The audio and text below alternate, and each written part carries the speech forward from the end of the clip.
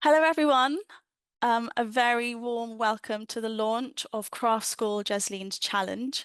My name is Mel, and I'm the Education Manager here at the Crafts Council. Thank you so much for being with us this afternoon. We're really excited as today we're going to be introducing and launching Craft School Jasleen's Challenge. And here's a little overview of what to expect in the next hour or so. We will introduce you to this year's challenge. We'll share our Make First pedagogy. We'll hear from a teacher who took part last year and was the recipient of our Teacher Award. We'll be inspired by the incredible maker Aya Haidar, and we'll look at the free resources on offer, including our CPD program and our online resource hub. And then we'll have some time at the end for some questions and answers. Just a little bit about us. We're the Crafts Council, and founded in 1972, the Crafts Council is a nation's charity for craft.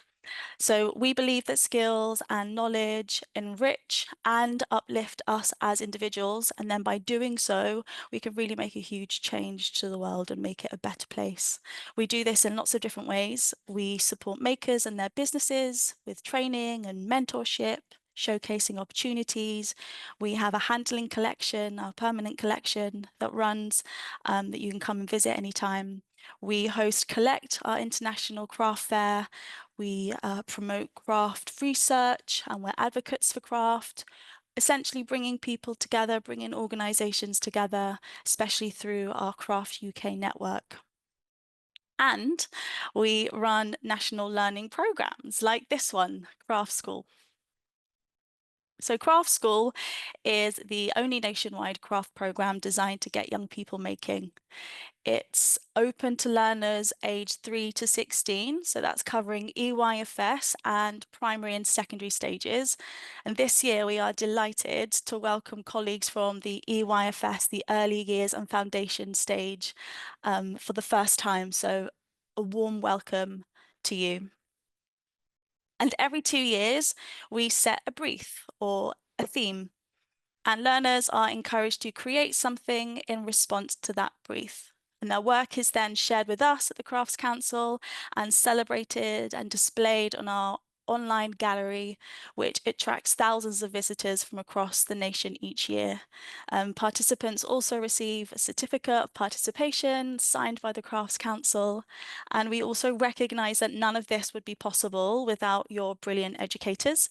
So during submissions, teachers are then entered into the Teacher Award and celebrated for embodying the Make First pedagogy. Just want to emphasise that this year our programme is not a competition. Instead, it's an opportunity to recognise and celebrate all learners for their creativity, hard work, and engagement in craft. So that brings us on to our challenge this year. This year, we are so thrilled to be working with Turner Prize winning maker Jasleen Kaur. And in interdisciplinary artist, Jasleen's practice explores cultural memory, inherited traditions, and ideas of belonging, often using everyday objects to tell stories and to challenge dominant narratives. Her Tools for Living series, which we acquired in our collection in 2011. There's a video as well that we've got that I want to show you later on today, where we get a little bit up close and personal with these fantastic pieces of work and tools, but there's more on that later. So together, we came up with a brief. We invite EYFS primary and secondary learners to explore the theme of community through their hands-on making. So Craft School is intentionally open-ended because it is underpinned by our signature pedagogy, our method of teaching and learning, which Amanda now, our Senior Learning and Participation Manager here at the Crafts Council, is going to tell us a little bit more in detail. Thank you, Amanda. Thank you, Mel. Hello, everyone. So yeah, I'm going to take the next couple of minutes just to provide a bit of brief introduction to the Make First approach. So Make First, as Mel has highlighted, is Craft Council's craft education pedagogy or approach to teaching craft. It's a learner-driven approach that empowers children and young people to follow their curiosity as they explore materials, make decisions about their work, and develop their voice as a maker. Creating this pedagogy is drawn on more than a decade of experience, and we've examined our work with learners, with teachers, and maker educators to really pinpoint what's special about craft learning, and we've packed all of that into a series of key principles. Now, as I talk through the next set of slides, I'm sure that much of this is going to resonate with the way that you already approach making. So let's take a look at these key elements of the Make First approach. Thanks, Mel.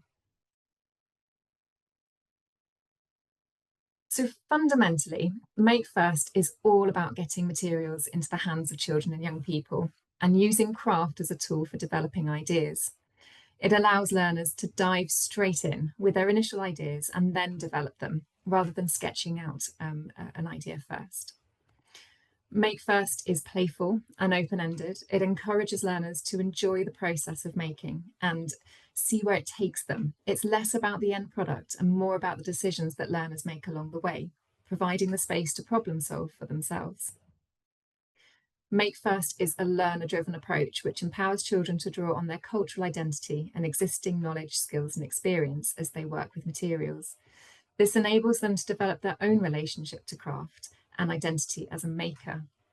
This draws on anti-racist education strategies which seek to engage children's whole selves in the classroom, having an ongoing conversation with learners about what craft means to them. Next slide, thank you. So learners use materials to play, to develop and test and adjust their approach according to how materials respond. Sometimes we call this craft thinking or thinking through making. And Make First is not a linear process. It embraces repetition, starting again, leaving a piece of work to come back to later, or working on several things at the same time. And taking risks, as we know, can be really difficult for our learners. They often want to get it right, but Make First emphasizes that failure is part of the craft process. Learners are encouraged to fail and try again, building their resilience and becoming braver makers over time. And next slide, thanks, Mel. So Make First is all about the skills and knowledge that we build as we interact with the physical world. Sometimes we call this haptic knowledge or embodied knowledge, and it often comes from repeated engagement with materials. So, for example, it's about knowing how much moisture to add to clay or how to manage slippery fabric when you're sewing. And Make First helps us learn together as a community, where educators discover alongside learners and peers support each other's creativity. And I think this, we all agree, is the most important slide in this set. We talk a lot about the wellbeing benefits of making, but fundamentally, Make First is about fun. It's about having a go and enjoying the process for teachers and for learners as well.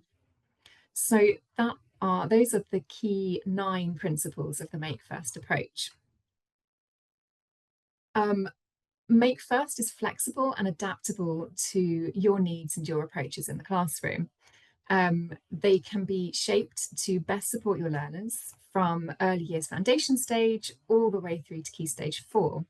But what we're going to talk about now is just what this might look like in the classroom. So Make First can be supported by your own learning resources. You might set a challenge, you might use examples of existing work to give an insight into processes or use other resources according to the needs of your learners. And it's worth recognising that craft is a subject in its own right, but craft and making connects to a huge range of subject areas right across the curriculum, from science to maths to drama, everything in between. And lastly, we really encourage teachers to think about how the classroom environment supports learners to collaborate and make their own choices. Working in a school hall, for example, or a studio space where there's room to move around and share materials works really well. So I hope this introduction to Make First has inspired you to learn more. The Make First approach, as Mel has pointed out, underpins craft school. And you will have lots of opportunities to learn more through our resources, our CPD events, and educator forum sessions throughout the year. Thanks. Thank you, Amanda.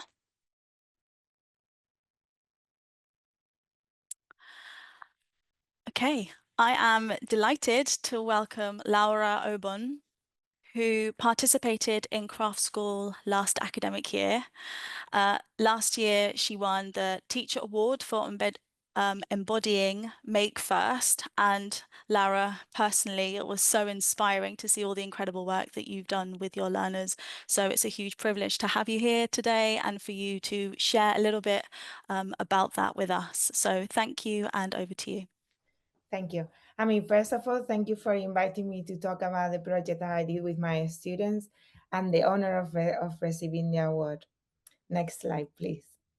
So this project opened doors to creativity, collaboration, and discovery. Next slide, please. But I thought I would start by telling you a little bit about myself.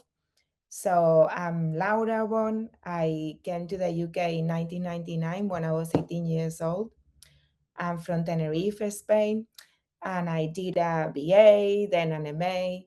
So I've always have to try to juggle my practice as an artist and as an art teacher. So after I completed the MA, I decided to do a PGC. Next slide, please. And I wanted to talk about my PGC because I think it really shaped the way that I teach art. So at Goldsmith University, they were following the critical pedagogy. So they believe that educators must continue to educate themselves, that to inspire, you must feel inspired, and teaching is a political act. So next slide, please. So I saw the opportunity of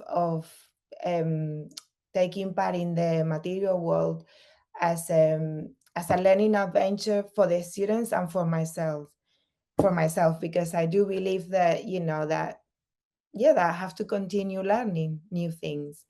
So I have to say that the the lesson plans were invaluable. They really helped me. So at the beginning, I was teaching the students about sustainability. We looked at the Eden Project, the amazing work that the Crafts Council does. And next slide, please. And I started with the first lesson, which suggested for the students to feel different materials. This lesson was perfect for us because I teach in a school for students who are visually impaired. So they do, I mean, these type of activities where the students can feel materials are perfect. One of my students who is blind, she was saying that the sound of the plastic bag remind her of the rain. Another students were saying that the lace remind them of being elegant and, and feeling special. So yeah, it was a wonderful starting point. The second slide, please. Another thing that I found really useful were the online workshops. So in one of the workshops, the artist suggested to use the hoops and for the students to create their own piece by combining different materials as you can see in the picture, like paper, fabric. So it was wonderful because I was following the Make First approach, in which the students had total freedom just to experiment and just play with the materials and and create just an art piece in a way for this for the sake of it, without expecting to make something wonderful. They were just having a lot of fun. Next slide, please. And after I taught them about the tradition of weaving, and we looked at the work of this artist, Lily Hope, and she's followed, basically she commemorated her ancestors by creating these incredible tapestries, and she makes costumes, and so the students were very inspired by her work. And next slide, please. And after the students build their own weaving looms, I had to, well, in every lesson, really, I have to adapt all the activities depending on the needs of the students. So some found it very difficult to use a very small loom. So I built bigger ones. The students they start instead of working individual, some of them they work in pairs. So the ones who have no vision works with another person who had vision, so they could help each other. Because one of my aims is for the students to work as independent as possible. Next slide, please.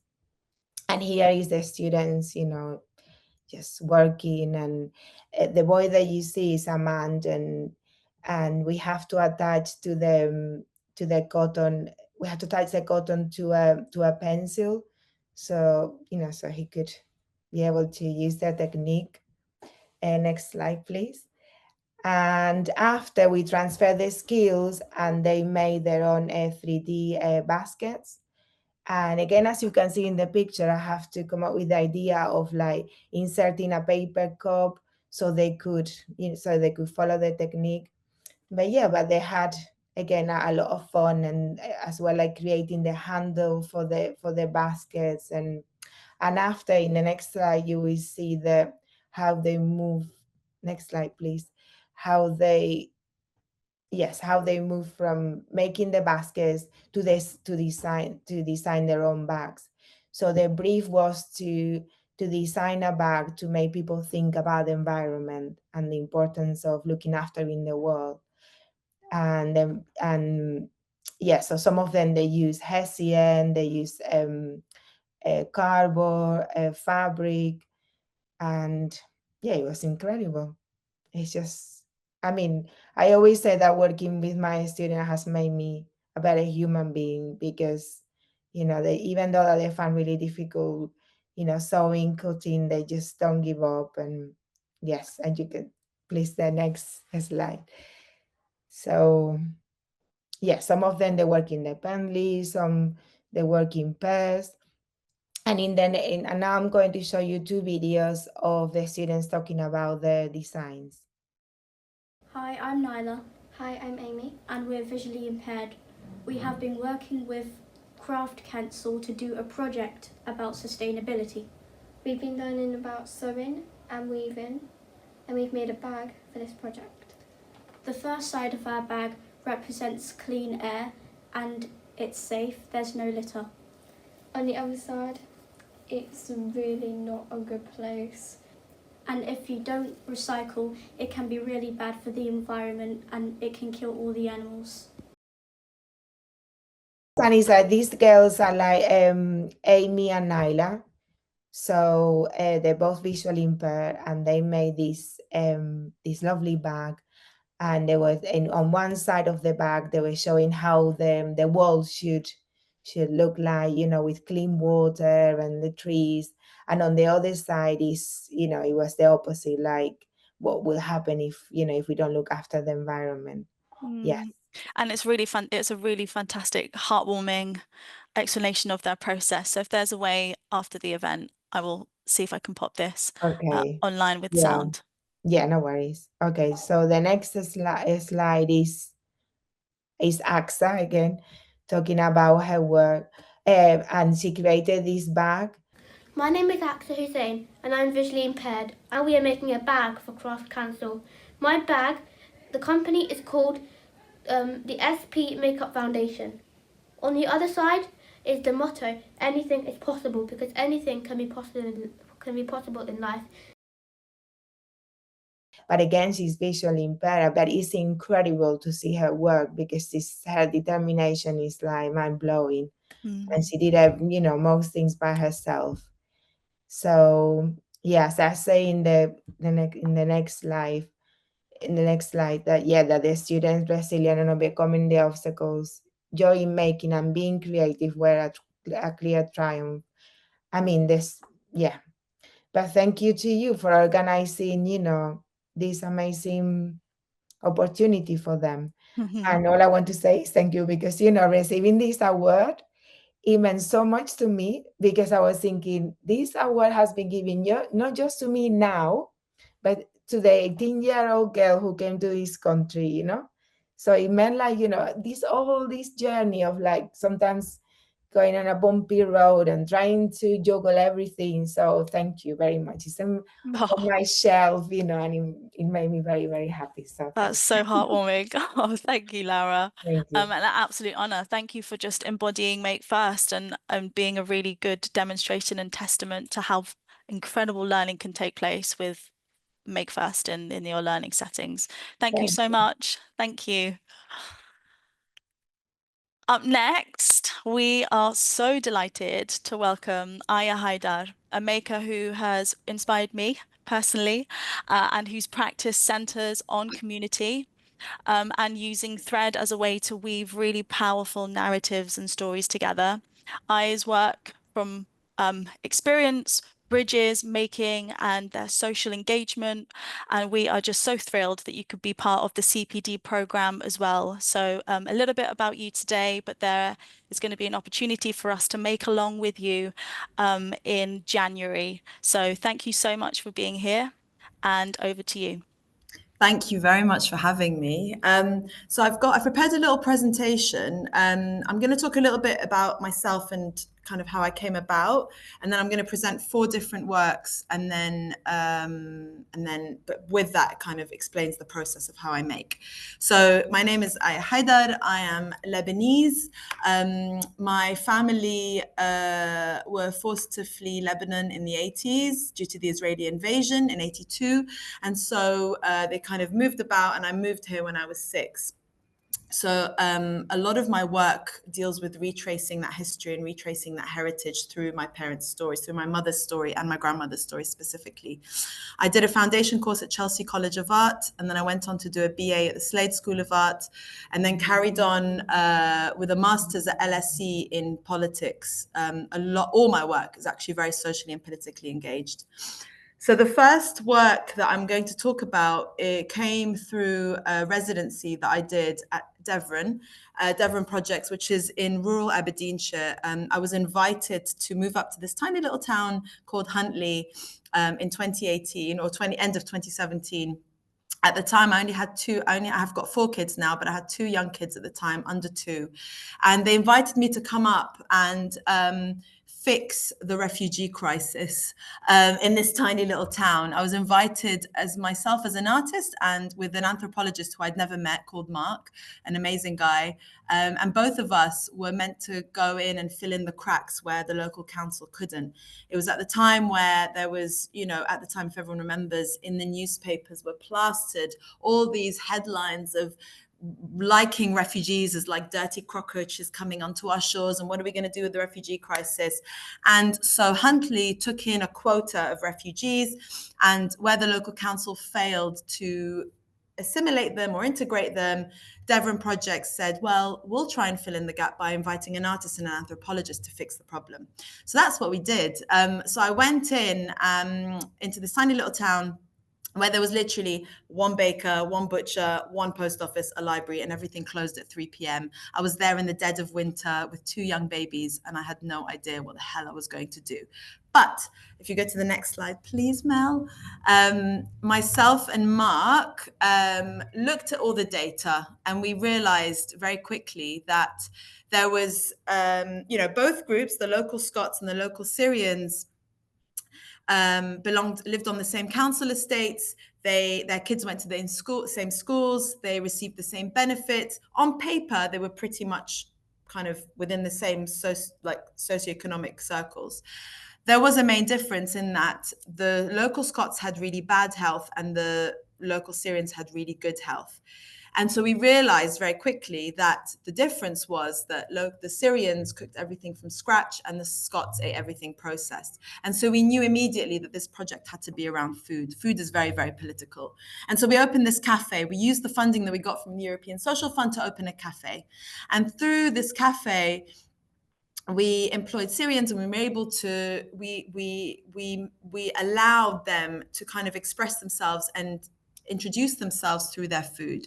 Because for a community that have come to a foreign land and don't speak the same language and don't have the same religion and look different and all of that, how do you build a bridge? Well, you build a bridge by literally sitting them around the same table When you have nothing and you offer your bite to a stranger, you show empathy. By allowing the Scots to taste what za'atar is, or what pure olive oil is, or what sumac is, or the kind of local foods from the lands that they left behind, you build a better picture of who they are as people. And so it was an initial attempt to kind of humanize this population that otherwise were getting slated in the news. So that was the kind of project. On my website, which was the first slide, there was my website on the link, but on my website, there's an 11-minute video under the residencies tab that shows you the full project itself. It's been amazingly, there's a film that was made, an 11-minute film that kind of describes it and details it. But all that to say that from that, so many of my conversations happened around that table, which is the picture that you see there. So for me, having moved up there, I was the only Arab that they'd ever come across in the 2 years that they were there. I look the same as them. I speak the same language. We have the same religion. I was up there on my own. My husband had to stay in London. So technically I was a single mum up there with a lot of them. Our kids played together. I assimilated into that group very, very quickly. And so from that, I became very quickly kind of enveloped into their community. And they were like sisters to me, sisters and brothers to me, because they're very familiar. I'm from Lebanon, they're from Syria. You know, we're very, very connected from being, you know, ethnically. And so I was able to have really deep, meaningful conversations, not the kind of outsider conversations, but really meaningful conversations, because we share a collective history together. If you go to the next slide, please. And so through their cooking, stories surfaced. And so the stories that came were probably some of the most harrowing stories I've ever heard in my life. And they're relatable stories. So for instance, this is Hayat sitting across the table from me. And she was one of the cooks at the cafe who, you know, she was paid to cook, and she came and kind of took ownership of that role. But as she, you know, was peeling onions and chopping up vegetables and whatever, I was stitching her stories. And she told me the story of her son, who has 3 children, and they were living in a refugee camp in Turkey. They'd escaped Syria and moved to Turkey. And he has 3 children, and they'd escaped the occupation forces in Syria. But they were living in absolute squalor in Turkey. And his wife, so her daughter-in-law, was begging for them to go back to Syria. And he absolutely refused, because if he went back to Syria, they would get killed for escaping. And living in squalor was extremely undignified for her. So they did not come to an agreement. And she was threatening to take the kids back to Syria regardless. So what her son did, was take the 3 children and escape to the border in the night. Hayat used every single penny she had to pay for them to get onto a dinghy and just cross the Med. When she was telling me the story, as she was telling me this, I kind of was quite surprised that this was an option, because everyone was dying in the sea. And she said to me that at least if they drowned, they would finally be at peace. They weren't escaping the authorities. They weren't escaping from anything. They would actually just be at peace. She told me the hardest thing for her was getting back on that bus back to the refugee camp, knowing that she would never see them again. He made it across to Greece. He got off and he walked all the way from Greece to Germany on foot with his 3 young kids. Mel, would you go to the next slide, please? So I stitched this story, and this is Hayat, and this is a depiction of it. Can you go to the next slide again, please? So this is a depiction of him walking the way he carried his children, one on his back, one on his front, one on his shoulders, the length of Greece to Germany. I stitched them on the sole of children's shoes that have been discarded from refugee communities. These are all shoes that have been worn down through walking and discarded. And yeah, I mean, this is one of the stories. Next slide, please. Another story is of the patrol boats that are constantly being, you know, when they're in the middle of the sea. Sorry, one second. I'm just trying to. I'm just trying to look at the. Yeah.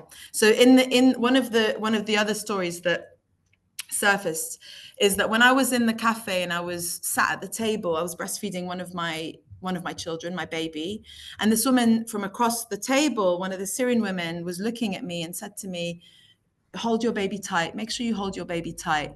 And I remember engaging her in conversation and saying, where are your children? Have you got children here? And she said to me that I tried to cross the sea with my child, my baby.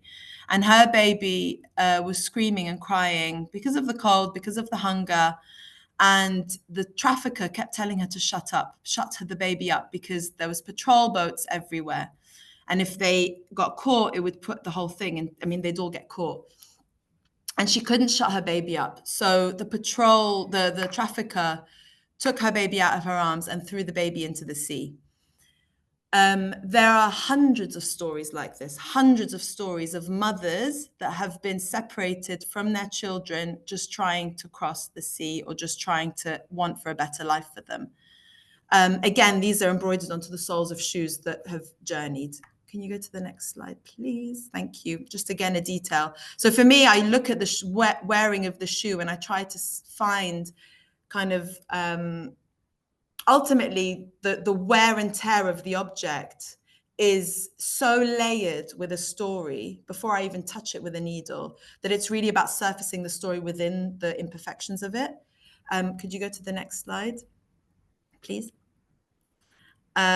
This one is, I believe, the final story from the Soulless series. Sorry, I'm just so bad at trying to. Sorry, yes, I believe that's the last one. I'm just trying. Okay, so this story. Next one, please. Yeah, this is a story of one of the women that was within the community who had her house broken into by the Syrian forces, and that she was made to line up her 5 children. Rating them 1 to 5, they assaulted and abused all the children in front of her. They killed her husband, and they made her choose which child would be killed in which order. And then they ended up killing those children in the order that she had said, and they let her go. And when I asked her, why did they let you go? And she said to me that this was because this was the biggest torture. If they'd killed me, then that would be the end. But because they didn't kill me, I have to live with that. I have to live with what I've seen and what I've been made to choose and what I've experienced to continue the torture. And so I tell all these stories through my work because they're so incredibly important to be told and reported. And they're very important because actually the world seems to find it okay to perpetrate these acts by dehumanizing a population that otherwise are exactly the same as you and me. For me as a mother, sitting across from another mother as I breastfeed my child, I'm very aware, and sorry, being of the same ethnicity, the same religion, the same region, for me, I'm very aware of my privilege and my platform and just the fact that I am able to parent my children in a safe environment versus someone who is exactly the same as me, who has not been allowed that privilege. And so, yes, my work absolutely platforms really political issues. These are social issues. These are humanitarian issues. And so even if one person out of the 28 participants in this room shares one of these stories or talks about it, then that is a ripple that needs to happen around the world. And I mean, this is a cyclical thing. We're talking about Syria here, how many, 10 years ago versus Gaza, what's happening now versus God knows what the next situation is going to be. It's cyclical. But the point of all of this is that through my work, I'm trying to humanize the situation, and I'm trying to talk about real human experiences that are happening, whether they're in the Congo, in Sudan, in Palestine, in Syria, in Lebanon, wherever you want in the world. They are happening all the time. I focus a lot on women's stories specifically. From a feminist perspective, but I also feel like women's stories are what binds us to our past and what hopefully can resolve the future. Next slide, please. Okay, so amongst this community, this is Hayat again. Every single day, Hayat would invite me around to hers for lunch. On the left, the guy with the glasses is Mark. He's the anthropologist. And this is her family. And so they would invite us around for lunch all the time. Like a true Arab mum, she would cook and like stuff us to the brim. And there was joy in the conversations, and there are pockets of joy. And so through all of this, I felt it really important to also focus the conversation and the narrative away from victimization and sadness, because that's not what we are. For me, as an Arab woman, everything that's happening is atrocious and awful, but also it does not define me as an Arab woman. You know, we are beyond that. If you don't mind going to the next slide, please. So this is the core moment that kind of projected the next body of work, where I came to her house and she was making me falafel, and she pulled that out of the drawer, which is her old bashed up falafel maker. And she proceeded to make falafel with it. And we were reminding you that we were in the middle of nowhere in this like rural town in Aberdeenshire, where there was like one local shop, which I'm pretty sure did not stock a falafel maker. And so I asked her, where did you get this from? Like, where is this from? And she said to me, oh, I put it in my handbag when we fled. And I just found that so hilarious and so typical of an Arab mum, that the first thing that she prioritized was like, okay, not the essentials, it was the falafel maker. And I asked her, why would you why would that even be a priority? And she said to me, I didn't know where we were going to end up, but I know I had 5 kids to feed, and I could have ended up in a refugee camp in France. I don't like French food. I wanted to be able to make my own falafels and to be able to feed my kids. So that's what initiated this click in my head, where I thought, it made me think, God, if someone was knocking down the door right now where I live, what would I take? Would I be really practical and take my essential papers, a bit of money? Would I take some pants? What would I take? And so it ignited the conversation amongst the community to see what they would take. So if you don't mind going to the next slide. One important thing is that all of them said that whatever they took, whatever little things they took and they shoved in plastic bags, so as not to alert the forces that they were fleeing. So they couldn't pack a suitcase because the forces would say, where are you going? Are you fleeing? Are you traitors? And they had to show that, oh, actually, I'm just taking this plastic bag because I'm going to the shop, or I'm just going to visit my aunt down the road. We're coming back. But instead, they took the opportunity and fled. And so Hayat, for instance, took a falafel maker, a coffee pot, and some pistachios. Next slide, please.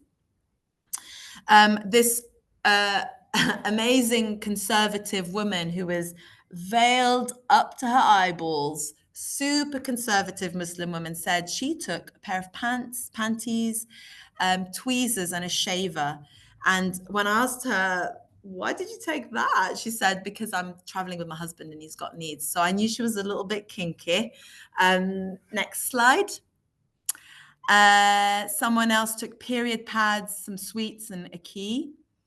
Next slide, please. Nappies, formula, reading glasses. Next slide, please. And so this became a whole body of work where I was where I was recording all of these things that these people took, again, as a kind of entryway. It's a humorous entry point, because actually someone's taking a pair of panties and someone else is taking formula and someone else is taking coffee. And it just makes you think, actually, in the face of danger, what is your instinct? And it does serve to humanize, because actually I think I would probably take my kid's favorite doll, and I'd probably take some snacks for them, and I'd probably take some socks or something like that. I don't know, but it makes you think. It puts you in the place of that person, and it kind of makes it a bit more relative. So this body of work is currently on display in this exhibition called Thread Memory at the V&A in Dundee. It's part of a wider exhibition on Palestinian resistance, looking at tatriz, which means embroidery in Arabic. Tatriz is a form of resistance, and how embroidery is actually a form of resistance. And it's kind of installed hanging. There's something about the volume and the way this kind of empty void space that creates movement that feels quite eerie, but as you kind of come closer to it, you really realize what comprises this installation. Next slide, please. Okay, so the next body of work that I would like to talk about is Highly Strung. This is possibly my most passive-aggressive work to date. A lot of my work deals with very socially and politically engaged issues, some quite dark, but others use a humorous entry point to have bigger conversations. For me, good art is about creating arenas for discussion. That is the ultimate goal. It doesn't matter where it's collected or who owns it or where it belongs or who sees it. Ultimately, if you come away from my work, whether you agree with it or not, but you come away from it wanting to know more or wanting to engage in a conversation or a debate or a discussion, that's the highest form of success for me. So this body of work started during lockdown, where my husband and I, usually, we've got 4 kids. We pretty much have it kind of, we share the responsibility down the line where everything is pretty balanced and equal, fairly enough. Some days are a bit like this, but for the most part. But during lockdown, I found that the balance of responsibility swayed very much 80-20 in his favor. And it was small things, but he was continuing with his 9 to 5 online, and he would clock off at 5 o'clock, whereas I was working my full-time job as well as doing the homeschooling, queuing up for 4 hours at Aldi just to get half a bag of pasta, taking the kids for the walk around the blooming neighborhood, or everything, doing the laundry and the washing and the cooking and the cleaning and all the other stuff that happens with the family. And I wasn't on my own in that. I had all these conversations with my peers, with my friends, who felt exactly the same way. And it felt like our society overnight regressed to these very archaic ways of working, where women, it took on almost like a second or third job, and it was like presumed that they would just do that.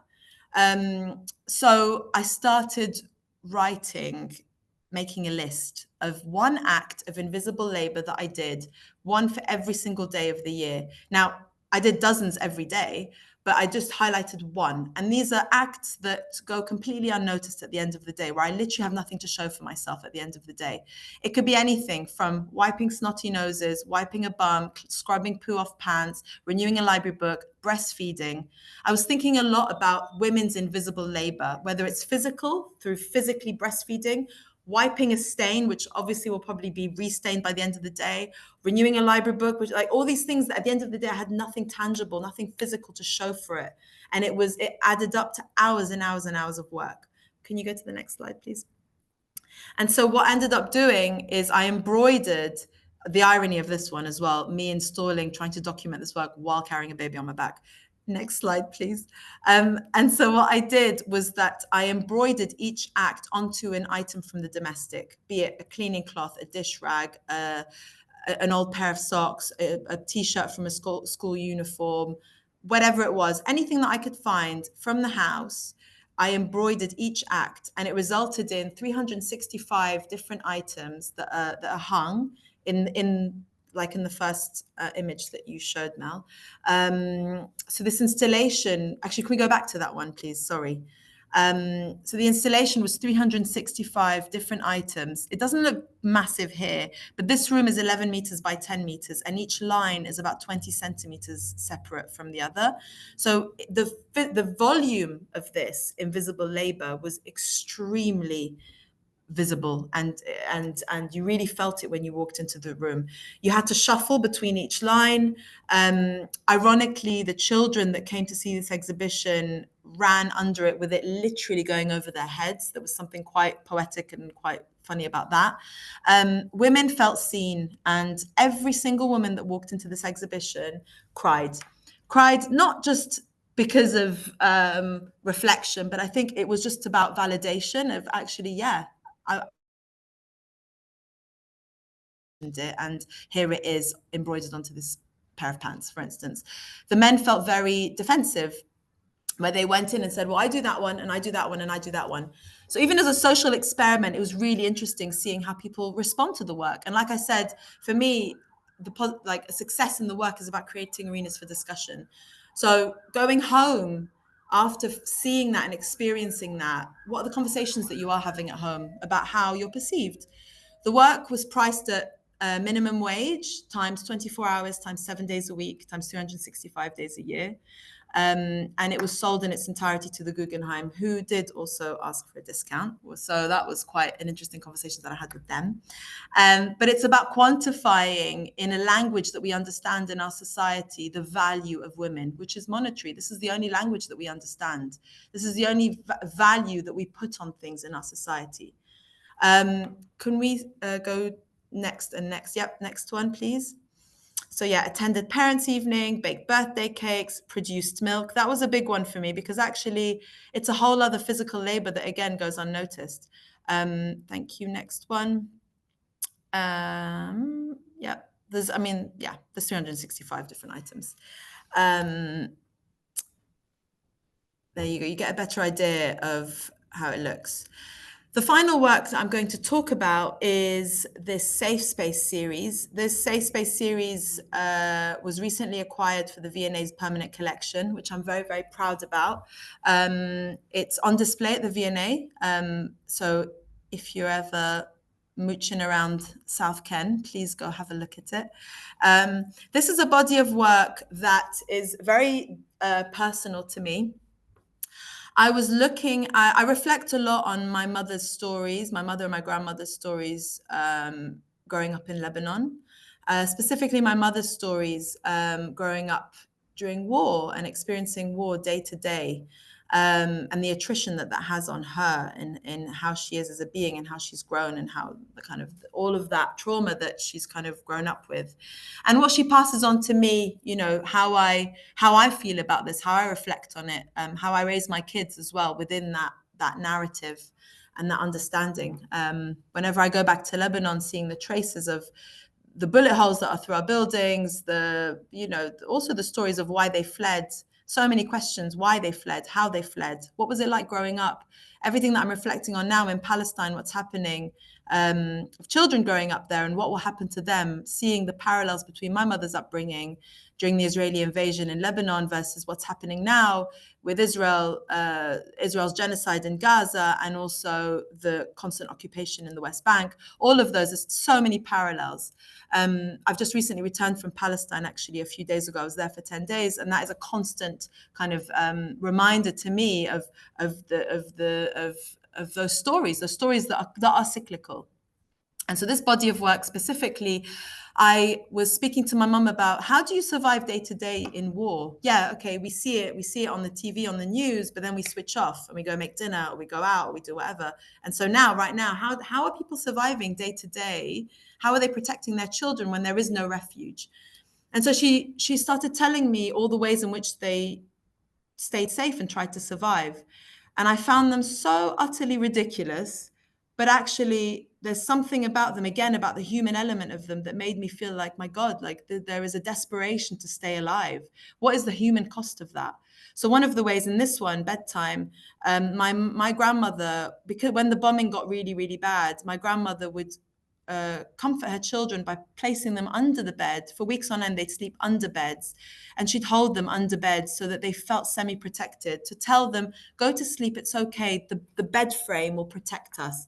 Obviously, if the ceiling was to cave, the bed frame's not going to do anything. But just this element of desperately trying to keep your children calm enough so they can go off to sleep, you knowing that actually if the ceiling fell off, you fell down, you can't do anything. But it's about really a mother's desperation to keep her children safe, knowing that actually she has no power, but what are the lengths at which you will take to protect your child. Next one, please. Regularly, they would have to go into the markets where everything is bombed out. And my grandmother would put pan lids on the front and back of my mother's chest and back as kind of makeshift bulletproof vests, because there were snipers in the markets. Again, thinking about the day-to-day when you just want to go and get bread or get food for your family, the kind of things that you have to think about, the measures that you have to take to protect your child from a possible sniper, you know? It's something I reflect on a lot. Next one, please. This one, they'd be sitting at home, and when there would be a lot of shooting and bombings outside, my grandmother would make sure that everyone put pots and pans on their heads as makeshift helmets. Nobody had helmets, nobody had bulletproof vests, nobody had any arms or anything like that. They were just normal civilians. But as a desperate measure to kind of protect them from flying shrapnel or stray bullets, they would put pots and pans on their heads. When my mother told me this, I really laughed, because I just thought, what do you think a pot and a pan's going to do for you? Like, what if they shoot you in the neck or in the chest? She's like, I know, but it's almost like it's like a way in which you can feel calmer by putting it on your head as a measure. And so, yeah, we laughed about it at how absurd it was, but actually in the moment, when you have nothing, that's what you do. That's what you will find any way to just at least make you feel like you're doing something. Next one, please. The one just before that, thank you. When the Israelis were bombing, or sending sonic booms, which are basically ways in which they terrorize people, where they launch bombs that kind of mimic the sound of an explosion. But the idea is that it's so loud that it shatters all the glass around you.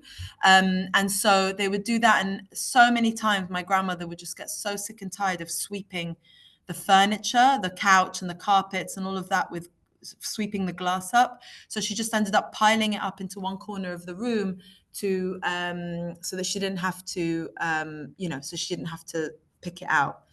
Next one, please. And again, because of the bombings, my granddad would probably put them in the pool in case there's a fire or an explosion or anything like that. Again, as a desperate way to think that he's protecting them with pots and pans on their heads. As a form of protection. And then finally, they say that the most structurally sound part of the house is the door frame. And so they would stand in the door frame for hours on end, just until the kind of shaking of the building would stop from the bombings. So that's the end of that series. But essentially, that was the kind of that's my work. I hope that I explained it properly. But again, I just wanted to evoke the kind of the process, the way in which storytelling is fundamental to the core of my work.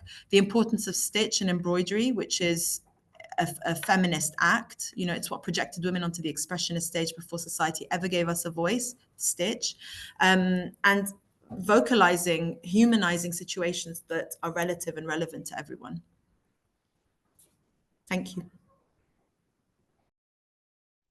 Amazing. Thank you so much. Thank you for trying to compress all of that lived wisdom and stories and use of objects in the very short time frame. So thank you so much. Really inspiring.